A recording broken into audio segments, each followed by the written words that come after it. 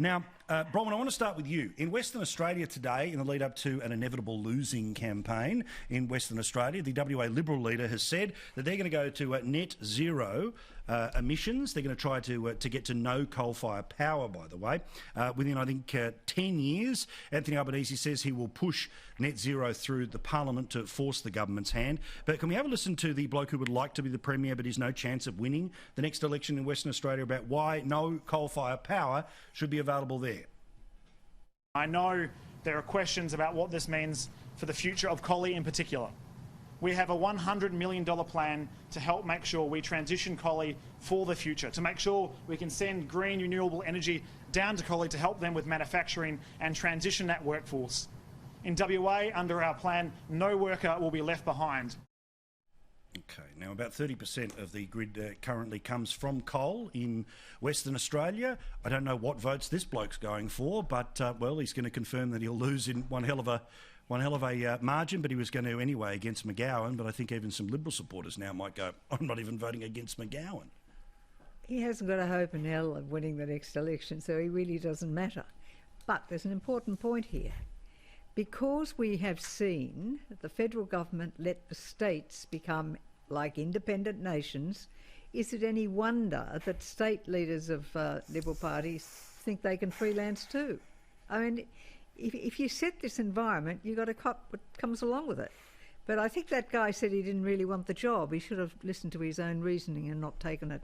Liz, how does this go down with Conservative voters or traditionally Liberal voters in a place like Western Australia? Are we missing something about normally the political powder keg that the coal-fired power is in the eastern states, where in places like New South Wales, it's 81% of the energy mix today? It doesn't go down with voters at all, Paul, which is why you've got to wonder, unless the aim was just to make headlines around the country, in which case this PR stunt was a raving success, because here we are talking about him.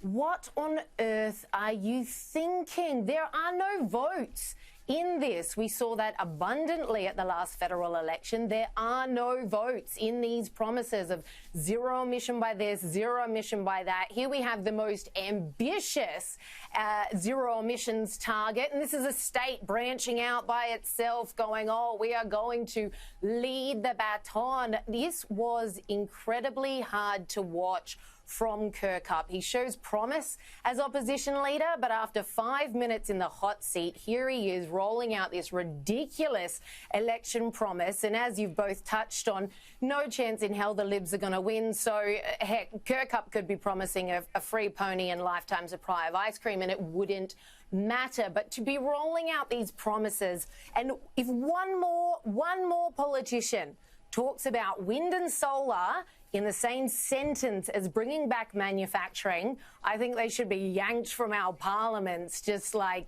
no second chances after that. Kimberly, you're one of these evil members of WhatsApp groups, which are, of course, to be frowned upon by the woke leadership of your party, which means you don't hate coal with a passion. Well, actually, Paul, I have to tell you, it's actually a text group because Joel prefers texting.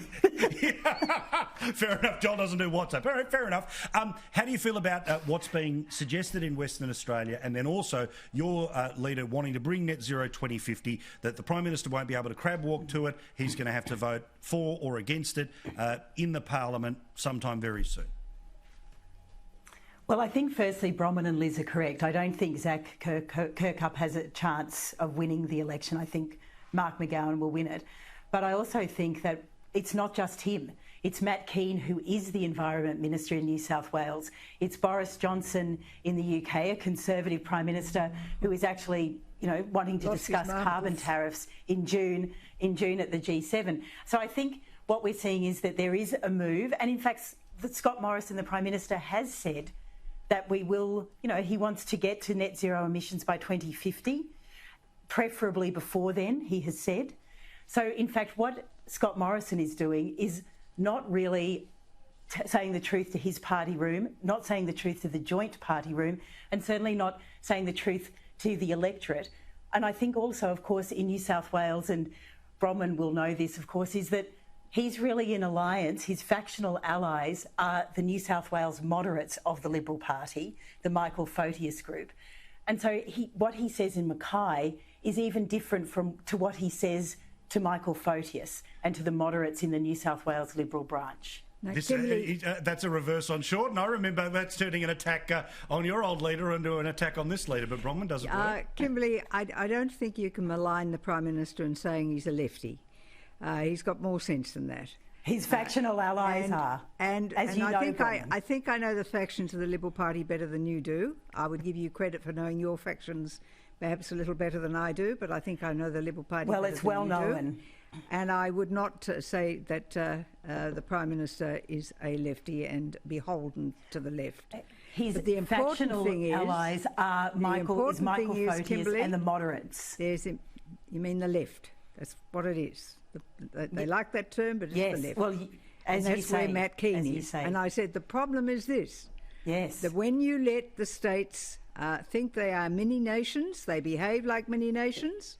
And you should not be surprised that they go out there and want to freelance. Now, the fact of the matter is that the Federal Liberal Party has very firm views, and every time they've gone to the election and the Labor Party has said that they're going to introduce these radical policies for climate change, they lose. You lose. And the coalition wins. She knows that she's trying to change them. Sorry, Kimberly. So radical, Bronwyn, that in fact Boris Johnson, a Conservative Prime Minister of the United Kingdom, is advocating that as well. And the Conservative Party in the UK has been quite forward-leaning. And in fact, Margaret Thatcher, who was a scientist, educated at Oxford, she was very forward-leaning on climate change as well. But can I just say, I think Paul, you asked me... Margaret Thatcher. The bottom line is that the United Kingdom has nuclear power. It has power, baseload power, that we have made illegal in this country. Well, the only thing that is legal for baseload power in this country is coal. And that's why 81% of the eastern seaboard today was getting its power from coal. Yeah. So let's get the facts right. Thank goodness for Jonathan Lee, who asked your poor departed leader from the last election to tell the country what those policies mean to people's standard of living.